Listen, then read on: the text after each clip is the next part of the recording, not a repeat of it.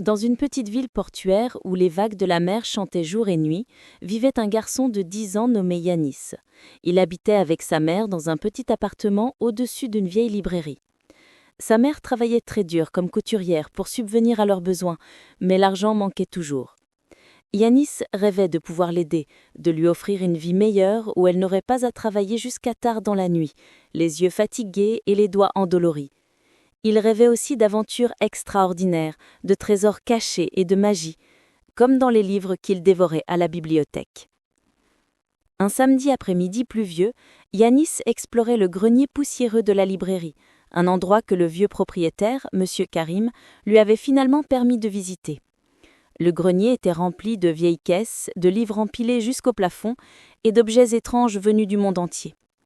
M. Karim avait été marin pendant 40 ans et avait ramené des souvenirs de chaque port. Yanis fouillait avec excitation quand soudain, dans le coin le plus sombre, il aperçut quelque chose qui brillait faiblement sous un vieux tapis. Il écarta le tapis et découvrit une lampe en cuivre, ternie, couverte de poussière. La lampe avait une forme étrange, comme celle des contes des 1001 nuits. Elle était ornée de gravures complexes représentant des étoiles, des croissants de lune et des symboles mystérieux. Malgré la saleté, il y avait quelque chose de spécial dans cette lampe qui attirait Yanis comme un aimant. Il la prit délicatement. Elle était étonnamment lourde et chaude au toucher. Sans vraiment réfléchir, Yanis frotta la surface avec sa manche pour enlever la poussière. Instantanément, la lampe se mit à vibrer et à chauffer. Une fumée épaisse et colorée jaillit du bec, tourbillonnant et s'élevant vers le plafond. Yanis lâcha la lampe de surprise et recula, son cœur battant. La fumée prit forme, se solidifiant en une silhouette humaine. En quelques secondes, un génie majestueux apparut devant lui. Le génie était grand et imposant, avec une peau qui brillait comme du bronze poli. Il portait un turban orné de pierres précieuses et des vêtements flottants. Ses yeux étaient d'un violet profond, ancien et sage. Il croisa ses bras sur sa poitrine et regarda Yanis avec curiosité. Sa voix résonna comme un tonnerre lointain. « Enfin, après 300 ans d'emprisonnement dans cette lampe, quelqu'un m'a libéré. Je suis Azur, le génie des souhaits. Tu as droit à 3 souhaits, selon les lois anciennes de la magie. Mais attention, choisis sagement, car les souhaits ne peuvent être annulés. » Yanis resta bouche bée, incapable de croire ce qui se passait. Un vrai génie ? C'était comme si tous les contes qu'il avait lus devenaient réalité. Son esprit tourbillonnait de possibilités infinies. 3 souhaits ! Mais quelque chose dans le regard sage du génie l'arrêta. Il se rappela toutes les histoires où les gens faisaient des souhaits égoïstes et finissaient par le regretter. Yanis prit une grande respiration et dit « Merci, Grand Azur. Mais puis-je réfléchir avant de faire mes souhaits ? Je ne veux pas me précipiter. » Le génie sourit, impressionné. « Tu es sage pour ton âge, Yanis. La plupart des humains se précipitent avec des désirs impulsifs. Prends ton temps. Je serai lié à toi jusqu'à ce que tes 3 souhaits soient accomplis. » Pendant les jours suivants, Yanis vécut dans un état d'excitation constante. Le génie restait invisible, mais était toujours près de lui. Yanis passait ses nuits à réfléchir.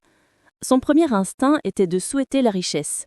Mais il avait lu assez d'histoires pour savoir que l'argent facile pouvait causer des problèmes. Il pensa à souhaiter être le plus intelligent du monde, mais Azur lui chuchota. L'intelligence sans sagesse peut être dangereuse. Yanis pensa à souhaiter des pouvoirs magiques, mais encore une fois, il hésita.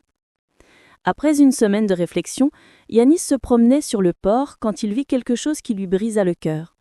Une petite fille pleurait sur un banc tenant une photo d'un chien. Elle avait perdu son animal adoré et était désespérée. Yanis s'approcha gentiment. La fillette s'appelait Salma et son chien Toby avait disparu depuis 3 jours. Yanis eut soudain une idée. Il ferma les yeux et appela mentalement Azur. Le génie apparut, invisible pour Salma. Yanis murmura. « Azur, voici mon premier souhait. Je souhaite que le chien de cette fillette soit retrouvé sain et sauve et ramené à elle maintenant. » Azur hocha de la tête avec approbation. « Ton premier souhait est généreux et désintéressé. Il sera exaucé. » Un vent doux s'éleva, et quelques minutes plus tard, un aboiement joyeux résonna au bout de la rue. Toby apparut au bout de la rue, courant vers Salma. La fillette éclata de sanglots de joie et serra son chien.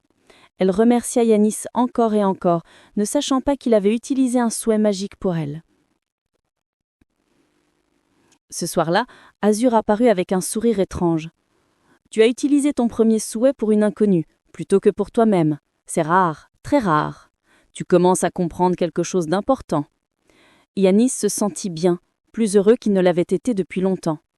Aider Salma lui avait procuré une joie plus grande que n'importe quel cadeau personnel. Les semaines passèrent. Yanis voyait maintenant la magie partout. Pas la magie des génies, mais la magie de la gentillesse humaine.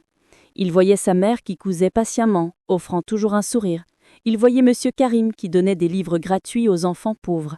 Il voyait des voisins qui s'entraidaient, qui partageaient leurs repas. Un jour, Yanis tomba malade avec une forte fièvre. Sa mère était paniquée, car il n'avait pas assez d'argent pour voir un bon médecin. Yanis, dans son délire, aurait pu utiliser un souhait pour se guérir instantanément. Mais au lieu de cela, il murmura faiblement à Azur « Mon deuxième souhait, c'est que tous les enfants malades de cette ville aient accès aux meilleurs soins médicaux gratuits pendant 1 an. » Azur apparut, ses yeux brillants d'émotion. « Tu es malade toi-même, et pourtant tu penses aux autres. Ton souhait est exaucé. » Miraculeusement, le lendemain, un philanthrope anonyme annonça qu'il financerait tous les soins médicaux pour les enfants de la ville pendant 1 an. Un médecin vint gratuitement examiner Yanis et lui donna les médicaments nécessaires. Il guérit rapidement. Sa mère pleurait de gratitude. Yanis souriait secrètement, sachant que d'autres enfants bénéficieraient également. Azur devint de plus en plus intrigué. « En 300 ans, j'ai accordé des souhaits à 47 personnes. Tous ont utilisé leurs souhaits pour la richesse, le pouvoir, la beauté ou la vengeance. Toi seul as pensé aux autres. Il te reste un dernier souhait. Que vas-tu faire ?» Yanis réfléchit longtemps. Il pourrait maintenant souhaiter quelque chose pour lui et sa mère. Il le méritait. Mais plus il y pensait, plus il réalisait quelque chose de profond. Ces semaines lui avaient appris une leçon précieuse. Le vrai bonheur ne venait pas de la magie ou des possessions matérielles, mais de la capacité à faire une différence positive dans la vie des autres. Il avait ressenti plus de joie en aidant Salma et les enfants malades qu'il n'en aurait jamais ressenti avec toutes les richesses du monde. Un soir, sous un ciel étoilé, Yanis appela Azur une dernière fois. Le génie apparut attendant le 3e souhait avec curiosité. Il le regarda dans les yeux et dit avec conviction « Azur, voici mon 3e souhait. Je souhaite que tu sois libre. Je souhaite que les chaînes magiques qui te lient à cette lampe soient brisées, que tu puisses enfin être libre après 300 ans d'emprisonnement. » Le génie resta immobile, complètement stupéfait. Pendant plusieurs longues secondes, il ne dit rien, ses yeux violets fixés sur Yanis. Puis, pour la première fois dans 300 ans, une larme coula sur sa joue de bronze. « Jamais, jamais personne n'a sacrifié un souhait pour moi. Les humains me voient comme un outil, un moyen d'obtenir ce qu'ils veulent. Mais toi, tu me vois comme un être vivant qui mérite la liberté. » La lampe commença à briller d'une lumière aveuglante. Des chaînes dorées invisibles apparurent autour d'Azur et se brisèrent dans un éclat de lumière pure. Le génie se mit à brandir, sa forme devenant plus solide, plus réelle. Il n'était plus fait de fumée et de lumière, mais de flair et de sang. Il était devenu véritablement libre, un être humain avec toute sa puissance magique intacte, mais sans plus être esclave d'une lampe. Azur tomba à genoux devant Yanis, submergé par l'émotion. « Tu m'as donné le plus grand cadeau possible. En retour, je vais t'offrir quelque chose que la magie ne peut pas créer. » Il posa sa main sur le cœur de Yanis et murmura « Je te donne le don de la sagesse du cœur. Où que tu iras, tu sauras toujours la bonne décision à prendre. Tu attireras des opportunités qui t'aideront, toi et ta mère, à prospérer. Pas par magie, mais par les chemins naturels de la vie. Tu as appris la leçon la plus importante, que donner est plus précieux que recevoir. » À partir de ce jour, la vie de Yanis changea de façon subtile mais profonde. Sa mère reçut une offre pour travailler dans une grande maison de couture avec un excellent salaire. Yanis gagna une bourse pour une école prestigieuse. Des portes s'ouvraient pour eux, non par magie, mais par une série de coïncidences agréables et de rencontres avec des personnes généreuses. Azur, maintenant libre, devint un ami proche de la famille, un oncle adoptif qui visitait souvent et partageait ses histoires extraordinaires. Yanis grandit pour devenir un homme bon et sage, toujours prêt à aider les autres. Il racontait parfois l'histoire de la lampe magique, Mais la plupart des gens pensaient que c'était juste un beau conte. Seuls ceux qui le connaissaient vraiment voyaient la vérité dans ses yeux et comprenaient qu'il avait vraiment rencontré la magie et qu'il avait fait le choix le plus difficile et le plus noble. Donner au lieu de prendre.